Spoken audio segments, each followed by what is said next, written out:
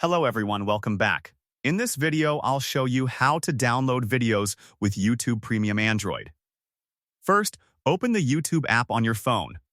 Make sure you are signed in with an active YouTube Premium membership. You should see the Premium badge in the app interface. Search and open the video you want to download. Below the video player, you will see options like, share, and save. Tap the three dots, then see the download icon. Tap on the download button. Select your preferred video quality, for example, high quality. Tap OK or download to start downloading. Wait until the download completes. Tap your profile icon at the bottom right corner of the YouTube app. Scroll down and tap on Downloads. Here you will see all your downloaded videos. Tap any video to watch it offline without internet.